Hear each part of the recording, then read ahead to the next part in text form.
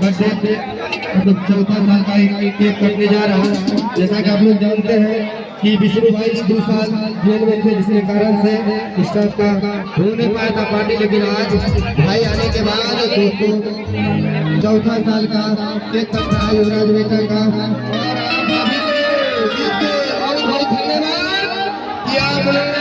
जितने लोग शामिल हुए, सभी छोटे बड़े क्रिएटर को हमारी तरफ से